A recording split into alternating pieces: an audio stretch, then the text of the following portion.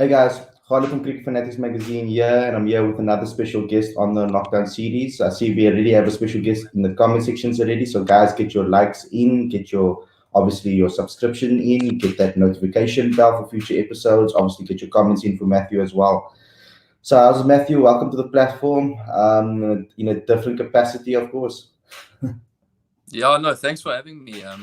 It's been a while since I got my camera fixed. I know you wanted to interview me a couple of weeks ago, so it's nice to be here with you. Yeah, that's perfect. I was so happy when I saw that note, that message from you saying yes, so I got my camera fixed. I was like, yes, finally.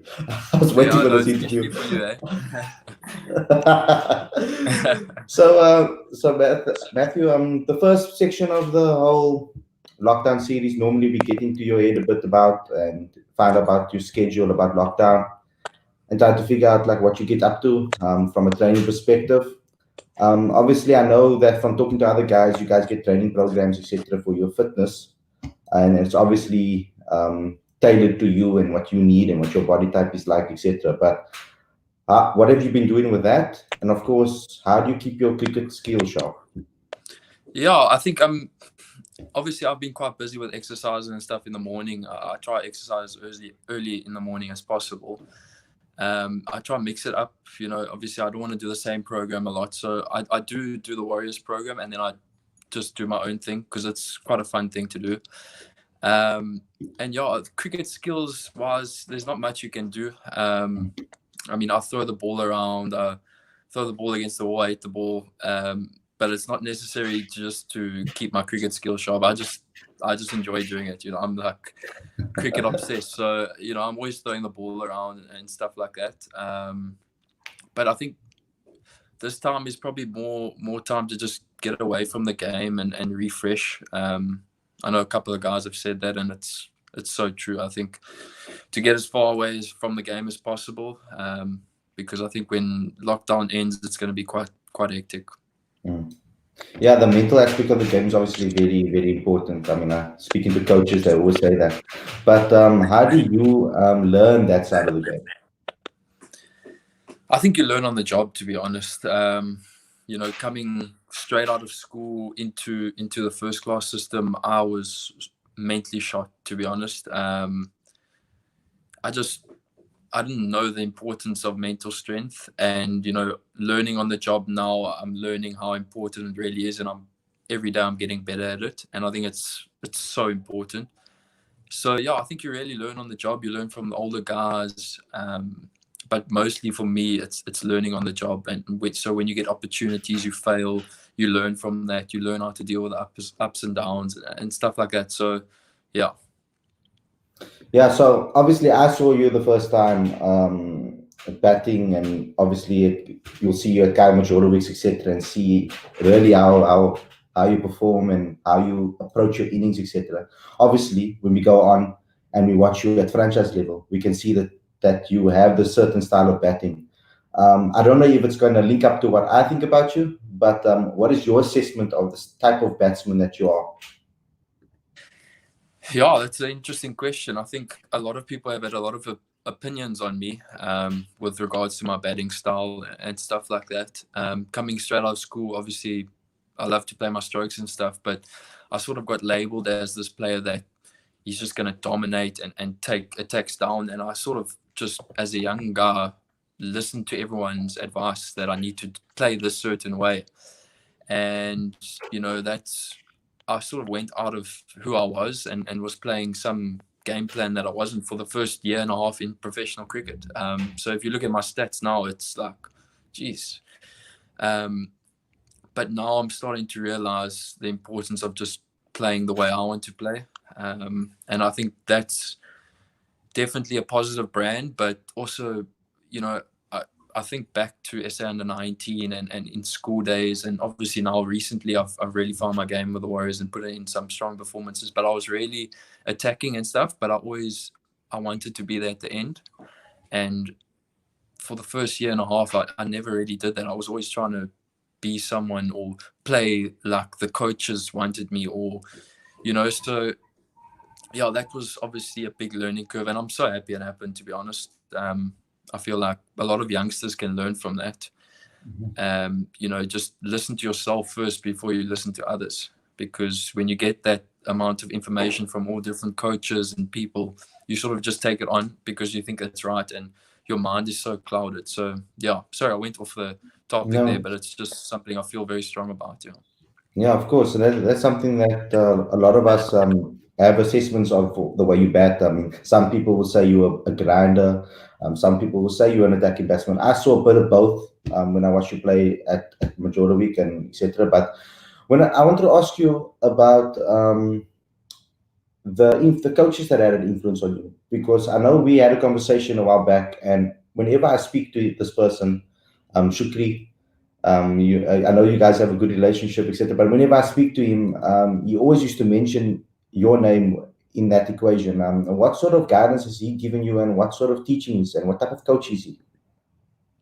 He's someone that I feel very comfortable speaking with. I trust him a lot. He's one of those guys where I can pick up the phone now and phone him and say, listen, I'm in the dumps, I don't know what to do. And he always seems to have the right words to say.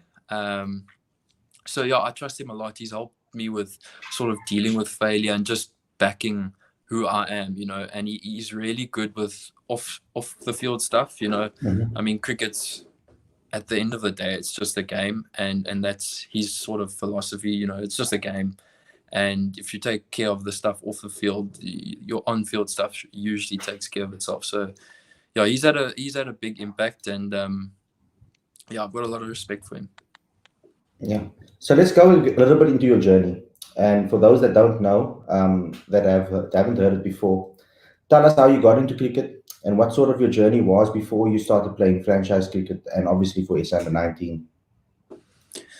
So ever since I can remember, I've sort of had a bat in my hand. I think that's sort of ties in with South Africa. You cricket in the country, it's just most kids play cricket and rugby, so it was just a natural thing for me. And my older brother, he played through the age groups and was a seriously talented cricketer. He's someone that just got lost in the system. And I mean, back to what type of player I am. Mhm. We used to have serious backyard cricket games, and when I look at it now, like we're so similar in the way we bat, and it must have been subconsciously that I was just trying to bat like him. I didn't think of it, but we bat so similar. So yeah, I mean, he sort of gave me the passion and worked hard with me, and then I went through the age groups at school level, Grey House School, Yeah. EP, so on, S under 19, and into the franchise system. So I've sort of had a nice pathway into professional cricket. Yeah, especially going to a school like obviously Grey, and like you said, what was it like, and what is the standard of cricket like there, and the coaches over there, and the coaching with regards to the competitiveness that you played, obviously at the level that you played. What was it like playing first in cricket there, etc., and coming through the age groups at Grey? Yeah, really good. I think I started in grade 9 playing for the first team, and it was people were like, "Who's this guy? Why is he playing?" So I think ever since a young age, I've had to sort of just prove people wrong, and that sort of motivates me more every day. So yeah, no, the coaches were really good. The competitiveness was right up there. We played some of the best schools in the country, and yeah, I mean, I loved every minute of school cricket. It was so much fun. It's so different to professional cricket. I mean, you're playing for fun there, and now you're playing for sort of your life, basically. But yeah, it was, like I say, the coaches, Richard Gilbert, Dave Callahan, Michael Smith at the end of my grade 12 year, they all had a really good impact on my career. And yeah, I'm very thankful for them. Can you maybe mention some of the players that you played against and some of the toughest battles you had at school level? I played against a couple of the guys that are playing franchise cricket now. Tando Ntini, Gerald Coetzee, Rainy van Tonde, Makwetu, all these guys that I played against. Yeah, you can ask Tando. I don't know if he's watching what happened when he was in grade 9 and he was bowling to me at school. Just ask. I'm not saying anything. he'll tell you exactly what happened, and I know exactly what his reply will be. Yeah, obviously Tando was someone that really changed the style of cricket. I mean, I think you would have seen maybe the changes if you did get to play against him a lot. He was first a batsman at first, he said, and then it switched to more bowler later on in his life. Did you experience that? Or was Tando like a batsman when facing him in that way? Or Yeah, I mean, I played it when he was in grade 9 and he bowled a bit and he batted a bit, but I mean, I didn't know him, and as his career went on, I was always a big fan of him. Um, he's still young. He's so young in his career. He only started bowling, like you say, like in grade 10 properly. So like I was always a big fan, and guys were like, yeah, he's all over the place. He's not consistent, but he's starting to get that right now, and I see a big future for him. Okay, so what I want to ask you is as well is, have you ever thought about maybe, I know your franchise career has taken off now with regards to you becoming a solid player in that lineup, opening the batting with someone like Eddie Moore, of course. Tell me about that experience, of course, and what it's like to be in franchise cricket and how it has been for you to settle there, and sort of your prep before that. Maybe if you've traveled overseas and played a little bit there, and what experience you've gotten from that, and obviously playing franchise cricket. Yeah, so the first, I mean, it's really nice to sort of be settled in the side now. I think for the first 2 years I was in and out, and that made things really difficult. I mean, I wasn't settled in my mind, in my game, and that makes a big difference to performances and stuff and development. Obviously now I've formed a very nice partnership with Eddie Moore. Hopefully I can carry on. Hopefully he doesn't go upstairs, or hopefully he does, but he's probably gonna go up. So I'm gonna hopefully find a new partner. But then so the first year out of school I went to play a bit of club cricket, and that was really cool. I had to sort of fend for myself and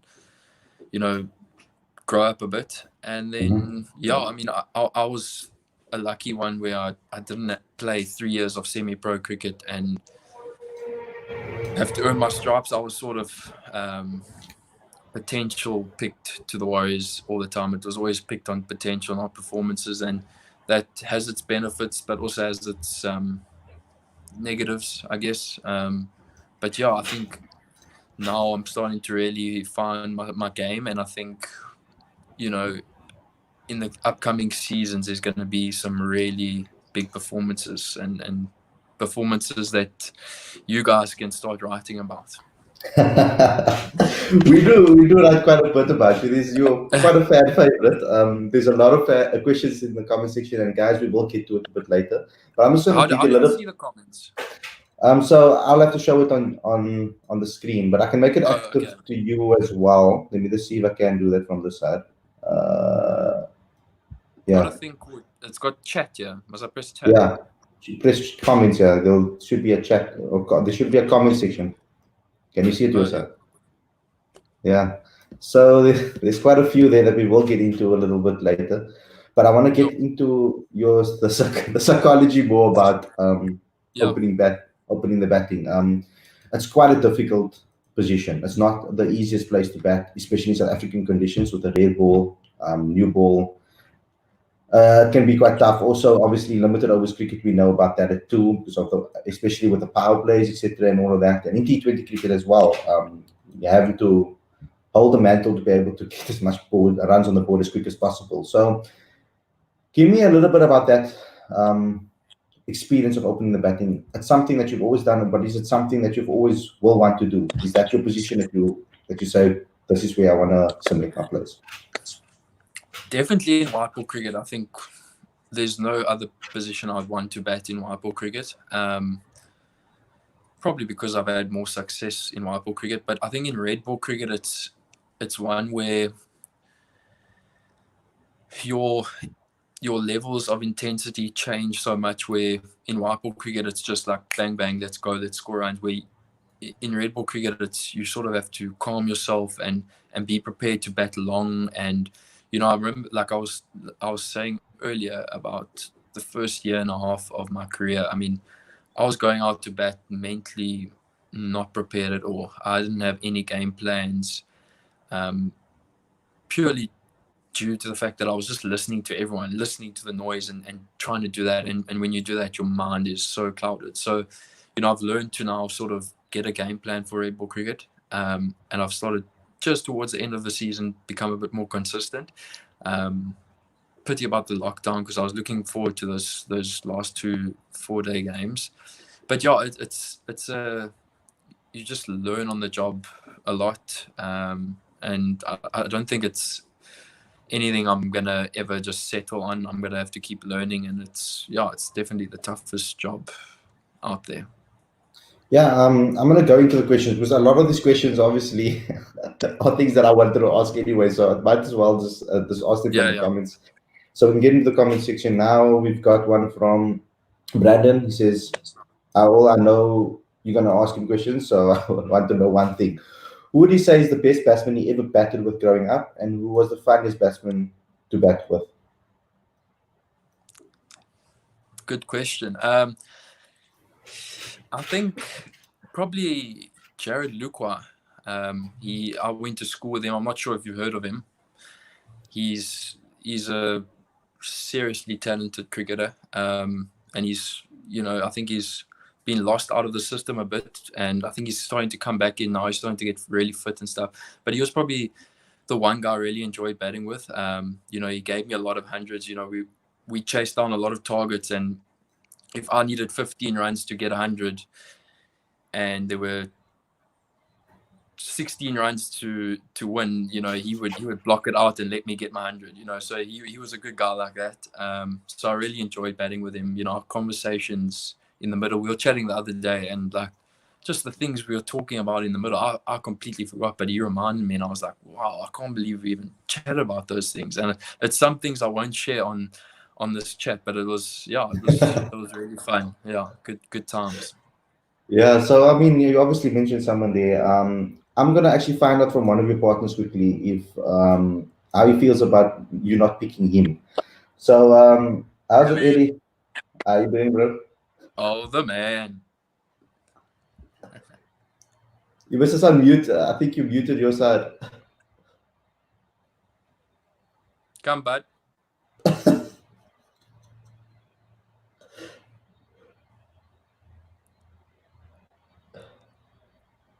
There we go. Awesome. How's things, guys? No, good, man. Good to see the guys. It's happening. So Eddie, you heard what Matt was talking about, one of his other partners. How do you feel about him giving other compliments or not picking you, as his favorite batsman to bat with? Who was he speaking about? I missed that part. Sorry, man. Jared Lukwa. Oh, Jared. Okay. I mean, I didn't we go way back, Ed. Me and Jared. So you're up there, but I've got to go with Jugsy for now. I understand.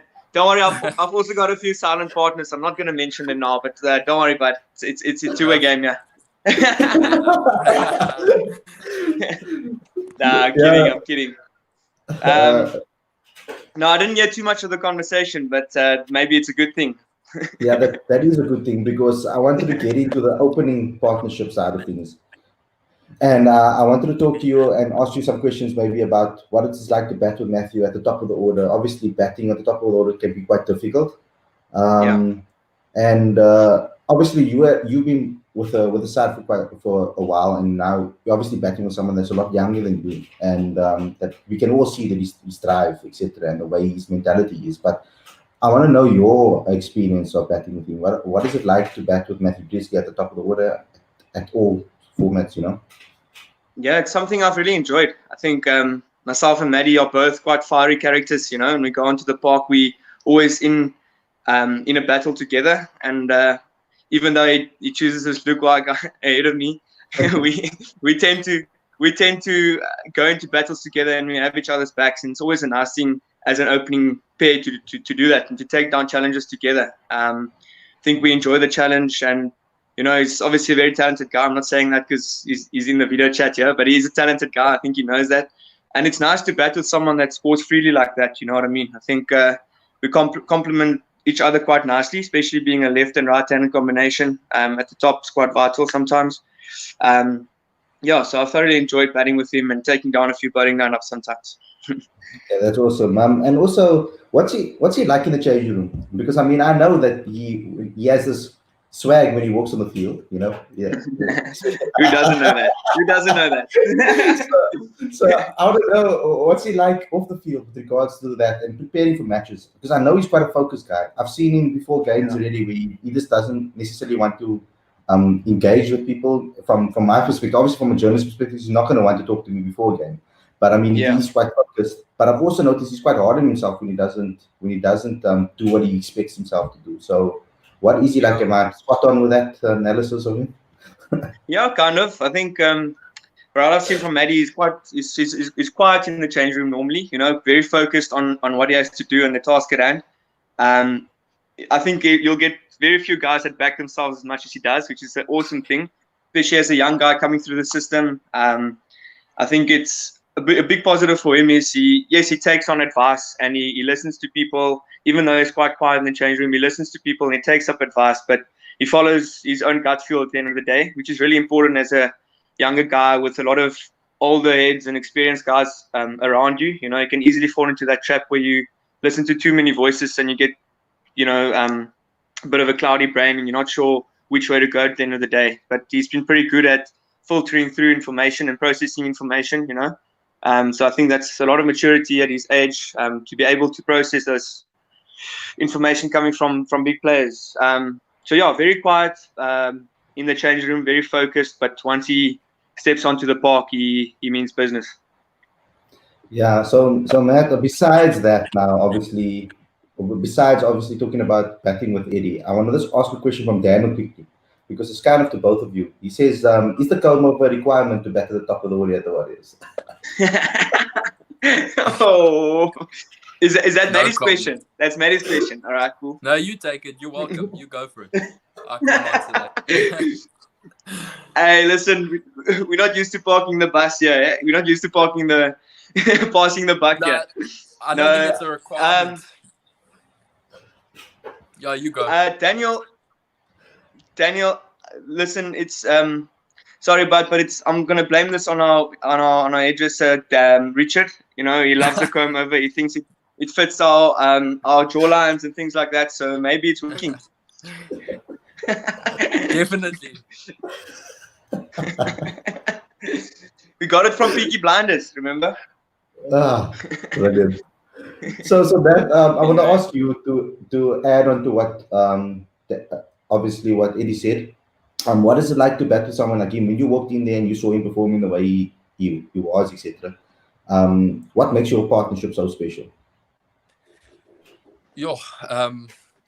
It's actually, I'm really so bleak that this lockdown came, because we were really starting to form something special, especially in white ball cricket and in 4-day cricket. I mean, I've learned a hell of a lot with him in 4-day cricket. He's sort of his processes and how he deals with failure and how he bounces back from that.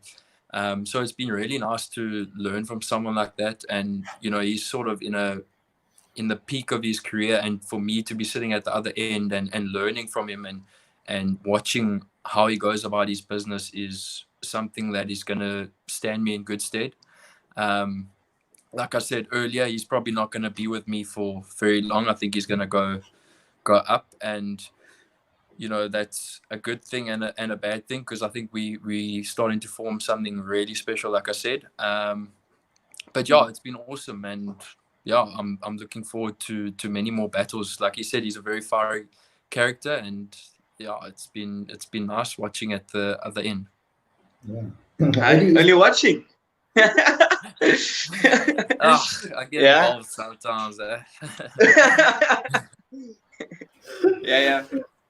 Eddie, I would open up the floor a little bit to you to ask him some questions. If there's anything that you wanted to really ask him that you haven't had a chance to yet. I've had a thought about a few things, and sometimes when I've finished the season or whatever, I look back on my season and I'm thinking, what have I achieved? What haven't I achieved? What would I have liked to achieve a bit, or what would I have liked to do a bit better? So Maddie, I was thinking,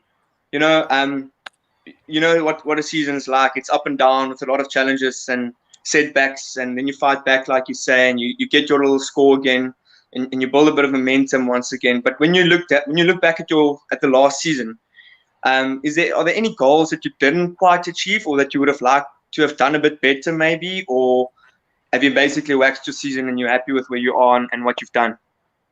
Well, just to sneak it in there, I'm still not out, so I'm still batting at the moment. No, I'm Oh joking. damn! We're not speaking about your relationship with Megan now, right? We're speaking about batting. Oh, come on, man. No, so back to the question. I think like I look at my 4-day stuff, and I think I got myself in so many times, and I just sort of got myself out, and that was really frustrating because it's been happening for the last 2 years. And I get to 50 or I get to 40 and I feel like things are going really easy. I feel like the bowling's easy, and I get out of my bubble sort of thing, and I just play a rash shot, and I'm like, it's just so silly. And I guess that's how you grow and get experience, and keep ticking the same mindset over. I know Eddie speaks about every ball sort of having the same mindset, and I've probably lacked that in last season, and I'm sort of looking forward to putting that into place next season. Yeah. Cool. Nice. Yeah. And then no, I agree with you. And obviously that's what the two of us often speak about in the middle as well, just resetting and all those things. And then one more thing, how do you feel you've approached your game? Do you feel in obviously last season, do you feel like you've approached your innings the same way, or the way you would have liked to, or do you feel like sometimes you've listened to too many different voices and opinions and not really follow your own mind? Or are you actually happy with the way you're approaching your innings, or have you made up your mind up to this point of how you're going to approach the different formats of the game? That's such a good question. Definitely in the beginning of the season, I listened to way too many people's voices. Like I was saying to Khalid earlier, I was just, as a young guy, you think everyone's saying the right thing and you just want to listen. I know we had a chat on the boundary after I got dropped about just listening and doing something for the coach's sake or the captain or something like that. And the last couple of games I played in the white ball stuff, and the last couple of games in the 4-day stuff, I sort of did things on my term and what made me successful. Sure. And I think it's very exciting for me to get to that mental space where I'm like, I'm not gonna listen to anyone. I'm gonna do my thing. And I think it's good to get to that point. Obviously, it's been a while, and I've listened to a lot of people, and then I go into my show, and then I play positive, and it was a bit of a mixed bunch. What you're gonna get from me now, Sure. I feel probably what you're gonna get from me. It's gonna be attacking and stuff, but it's gonna be measured and sort of hungry to be there at the end type of stuff. If Sure. that makes sense. Sure. Yeah. Nah, that's awesome, man. It's awesome to see the growth that's been taking place there. And like you said, from what I've watched from the other side, you were so much more calm at the wicket the last bit of the last bit of the season, and I just felt like the results showed at the end of the day, Yeah. So yeah, that is brilliant to see. And then my last question, can't remember. I think we did speak about it, but I can't remember what your exact answer was. Were you going to go to England now if it wasn't for coronavirus? Were you going to be in the UK now? Yeah, so I was going to go to Ashstead Cricket Club near London and play some cricket there and just get away from South Africa. So I was going to go, but I think that's probably not going to happen now. Okay, awesome. Okay. That's all from me, Khalid. Shout out to Eddie for coming on the show. I'll chat to you again, obviously. But thanks for coming on. Thanks. Thanks, See you, Ed. man. Cheers, bro. All right, cool. So, Maddie, now it's time for the comments. As you can see, we've gone like completely off Yes, the course Oaks there. are asking questions there. Yeah. Okay, let's start with Ravi. Who's your favorite keeper in SA growing up? Because I haven't asked you about your keeping, and that was also something that was part of your game, but you've almost kind of became more of a batsman. But let's talk about that a little bit. Okay, just to answer Ravi's question, That's a tough one because I need to be careful what I say. The one's the captain of the Proteas and the other one's the coach, so I need to word my words carefully there. No, I think I didn't really have a favorite wicket keeper. It was never like a thing I looked at and I was like, wow, I love the way he keeps. It was always batting for me. But yeah, going back to my keeping, I think I'm definitely keen to get back into my keeping. This last MSL I was supposed to keep. I was working on my keeping to keep. Obviously, Dunkey, he wanted to take the gloves, so it was all good. But yeah, I think I definitely want to get into my keeping again. There's some good keeper batters around, but I think it's always good to have a little second bow to your string. And yeah, man, I think I back myself as a keeper. I've got good hands and stuff. It's just getting into that craft and loving keeping. It's not an easy job. You gotta want to keep, and I've sort of got to that stage where I want to do the job. I kept a couple of games in the Momentum One Day Cup, and I absolutely loved it. So yeah. I want to ask you about that. How did you get into keeping? Because there's different types of journeys that people go through, but generally people just get thrown the gloves and expect to keep. There's not a lot of coaching happening at the junior level. That's why we obviously created an academy called online academy called Is the Pools Wicket Keeping Academy. We got Isra Pool involved, and we did a whole course with him, etc. Online, so people can obviously learn the skills and obviously improve on their skills and keep it sharp.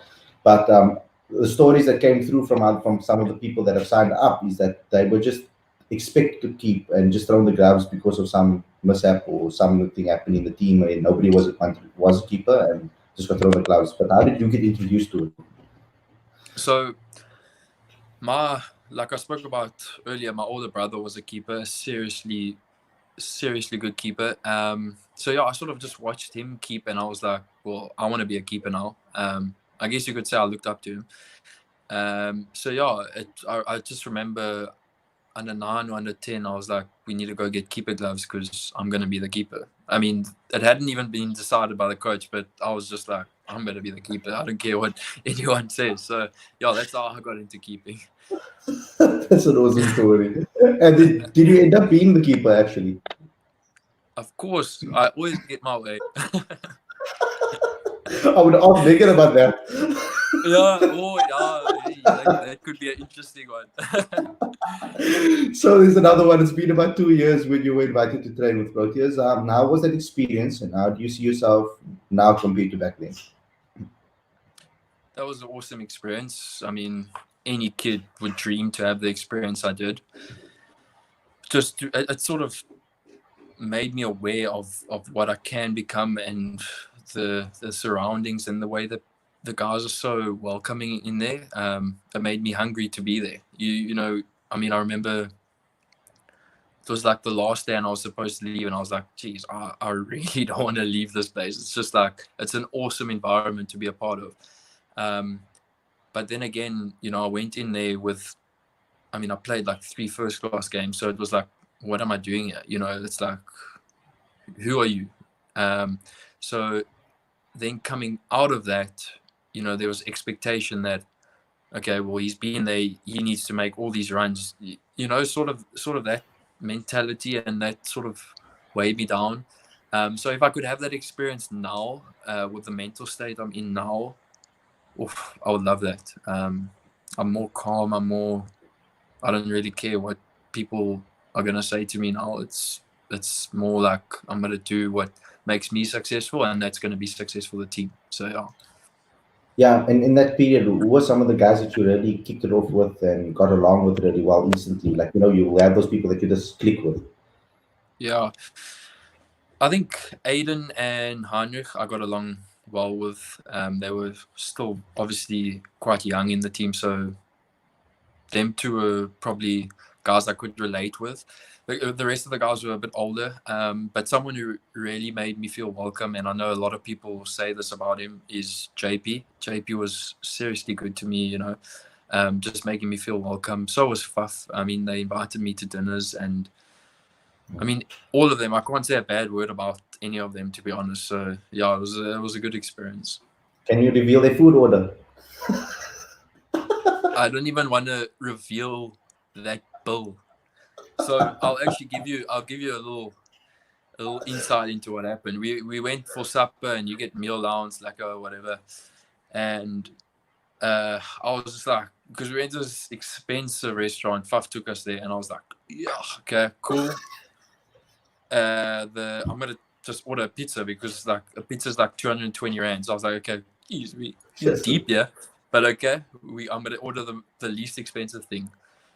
The bill comes at the end. They say no, split bill. These oaks were ordering steaks, starters. All I was like, no ways, guys. I've ordered a pizza and a glass of water here to keep my bills. And so yeah, that's a little story for you guys to harp on there. Okay, let's go to the next question. Who's your favorite cricketer? It's tough for a professional cricketer to actually say this, but let's just go with it.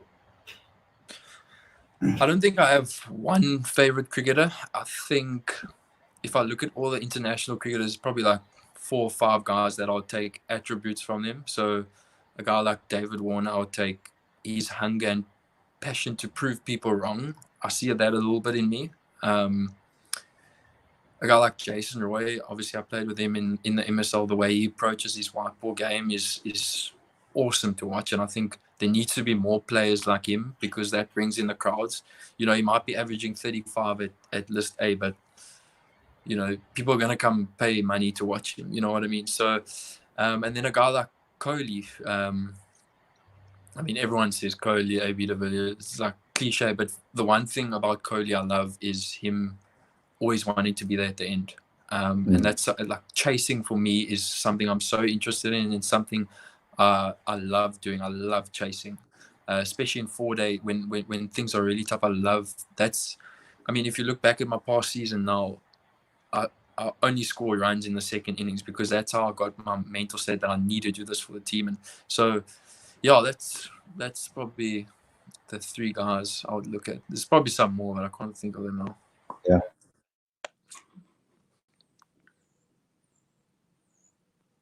Again. Okay, it's a kind of a follow-on. What's it been like playing for the Nelson Mandela Bay Giants and under John Smuts' captaincy? It was awesome. It was such a good experience. I think just all the players really were phenomenal to work with. John's captaincy was awesome. Obviously, I was with him at the Warriors and still am. And, you know, I really enjoy his insights into the game. His knowledge of the game is second to none. And I've learned a lot from him.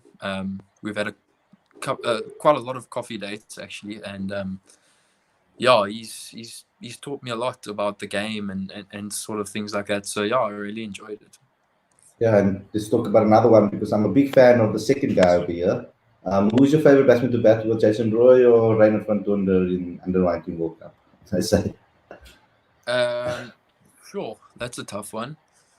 I think I batted like 3 or 4 games with Jason, and either he went out early or I went out early. We didn't have a really great partnership. I think we had one partnership of like 60 or 70.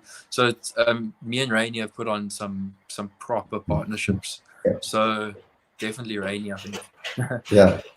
Well, like, but I mean, give us going back to Jason, I mean, batting with him was like a dream come true, basically, because that 6-month period before the MSL, he was my favorite player in my ball cricket. I just wanted to watch him play. I didn't care about anyone else. So batting with him was like next level. And guys, I did ask Reinhard before we could come on an episode as well, but he said he apologized that he can't because maybe after lockdown, because at the moment where he is, there's not a lot of good signal over there. So, but just give us some insight into what Reinhard is like. I mean, I heard a story about Reinhard that in the World Cup he injured himself and wasn't supposed to actually play, and then he went out there, played, and then he scored a massive century. Is that true? I think it is true. I'm sure it sounds like a Rainy thing to do. He's just like a tough Dutchman, and he always wants to bat. Yeah, he's someone he's so hungry to score runs. That's the one thing when I think of Rainy, he wants to bat all the time. And off the field, he likes to drink. Me and him, we've had some really good times off the field. he'll tell you that. He won't go into detail, but it's been really good. He's quite a naughty character, but he's seriously a hard worker, and yeah, I've enjoyed every minute playing with him. The next question is an excellent question. So I must say thank you to Sadiq because it's something that we're going to be talking about in our podcast a lot as well. It is you have already tasted some international level with the A team and MSL, so some international cricket. So how is the standard there compared to domestic cricket? And do you see yourself, where do you see yourself? Yo, that's a good question. Well, playing against India in India with likes of Shikhar Dhawan and all those big guns, it was a bit of an eye opener to all of us the way those guys hit the ball and playing against Yuvi Chahal, and I mean that was like next level for me. So it was a big eye opener. And then MSL was also seriously good level. Like I said earlier, I wish I could have been in the mental state I am now in the MSL because I think I would have done a lot better. I was a bit all over the place, like I said, listening to other guys and things like that, which was so stupid. But yeah, it's all about the journey and learning and now growing out. Yeah, and the level between that and obviously coming back to domestic cricket, the level playing MSL obviously and playing India A, is there much more gap between the two?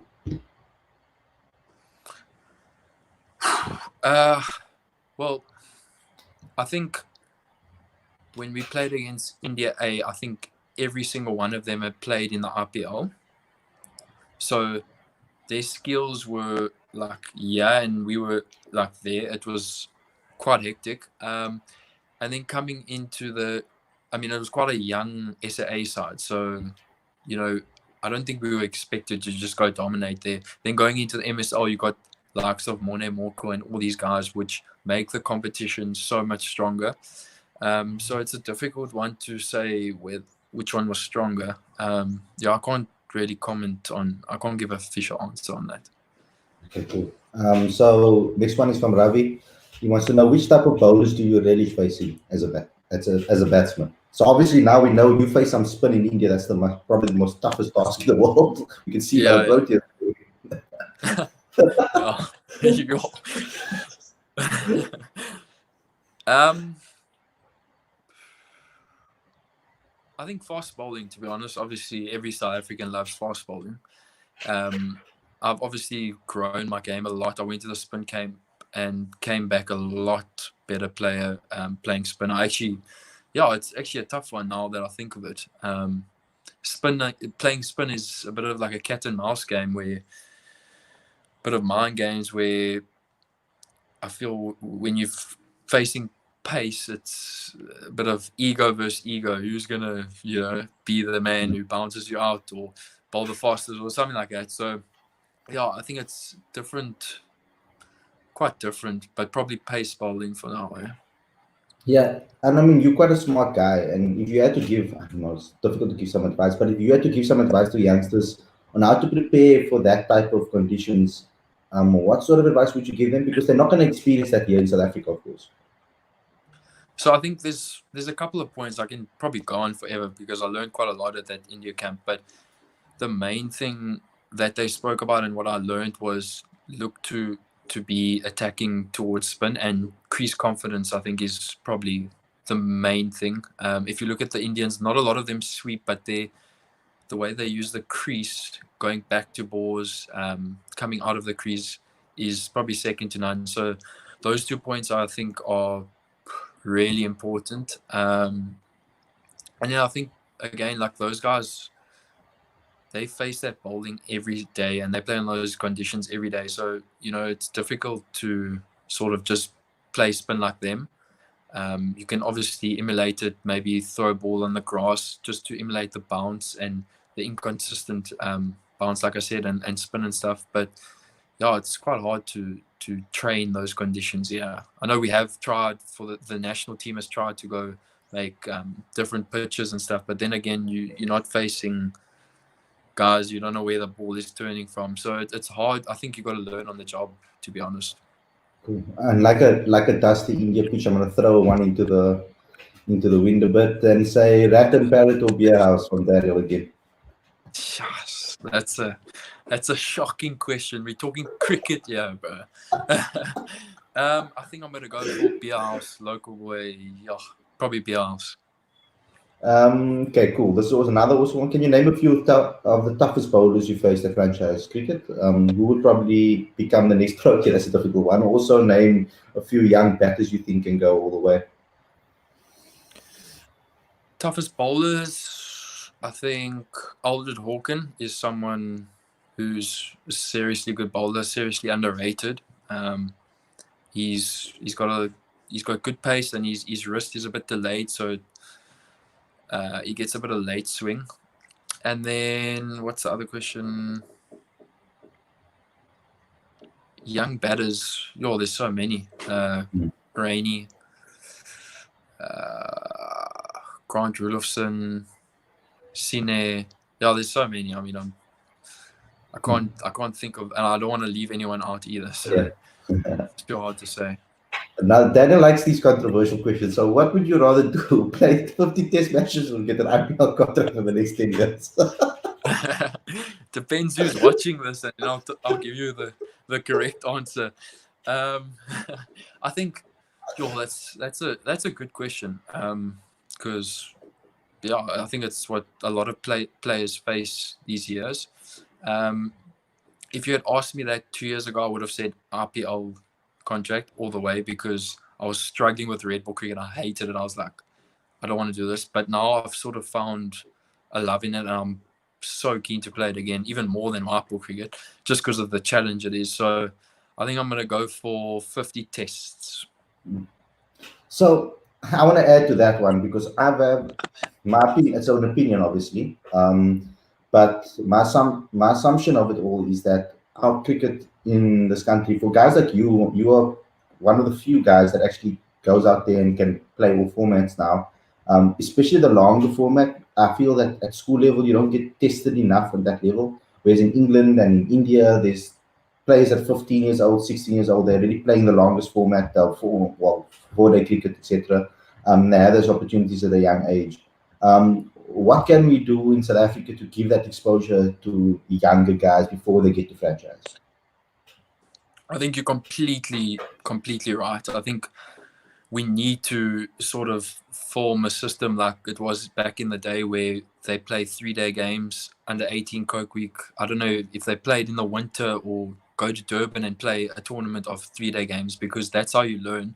I think you see a lot of youngsters coming into the first class setup and struggle. I struggled because I didn't understand the red ball game. I just played white ball cricket or 50 over cricket all the time. So when you play that game and you learn the mental sort of shifts in the game and the gears to go through, you can only get better. So I think CSA needs to probably do something about that. I don't know how they're going to do it, but I think it'll definitely be beneficial. And yeah, because I think a lot of the other countries are ahead of us in that regard. Cool. Do you have any superstitions or any rituals on the field before coming on the field? I used to be very superstitious, but I think I've got a routine now where I sort of just mark my crease after a boundary or after the over, something like that. And then I don't really like walking off the wicket to, like, if Oaks are bringing on drinks, I don't really like walking off the wicket onto the grass. I don't schmuck that. The Oaks must come there. I just feel like I need to stay on the wicket because that's where my work has been done, sort of thing. That could be a superstition, yeah.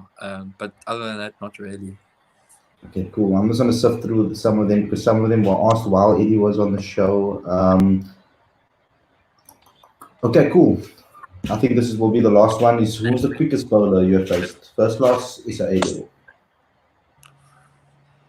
Sure.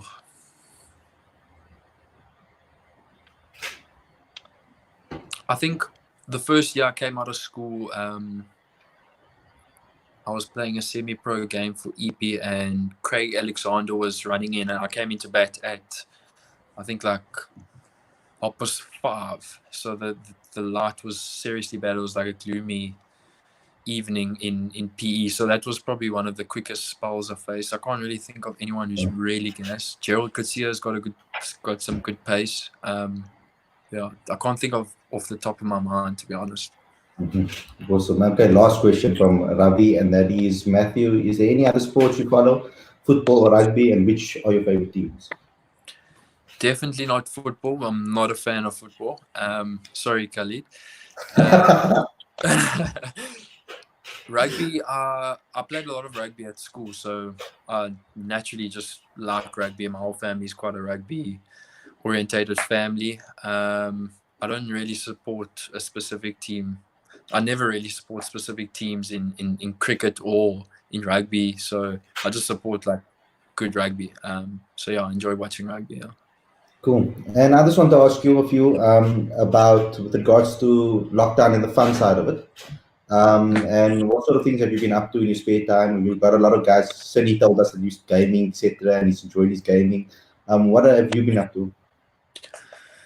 Yeah, so I'm not much of a gamer, to be honest. I think anyone who knows me knows I'm not a gamer. I'd probably rather be outdoors or just chilling.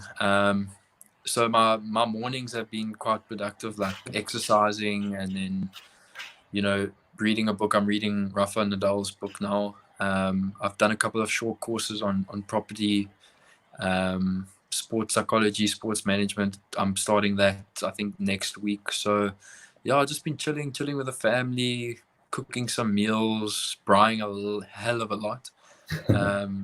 Yeah, just really just taking it easy, to be honest. Cool, awesome. So thanks a lot, Matthew, for coming on the show. I really enjoyed this episode, and I know we're going to have a lot of chats in the future about obviously on our platform, etc. Maybe you can come on one of our podcasts and have a proper debate with us. But and guys, thank you for tuning in. Remember that tomorrow evening at 8 p.m. we're going to be having our podcast. We're going to be talking about SAA. So Matthew's obviously going to come up in the show. We're going to have debates on who can be in the side, etc., and who should be in the sides. And obviously, guys, stay safe during coronavirus. Don't forget to subscribe, like, comment, and press the notification bell. Lastly, for Matthew, just a message to the Cricket Fanatics fans. Yeah, I think stay positive in these times. I think it's so easy to just spread negativity. There's so much negativity all over social media. So I think, spread positivity about CSA or anything. Just be positive. I think it's really important in these times, and yeah, just stay strong in these times. Cool. Thanks a lot, Matthew, and good luck with the future and safety to your family and everybody during this lockdown period. Cool. Thanks, bro. Cheers, man.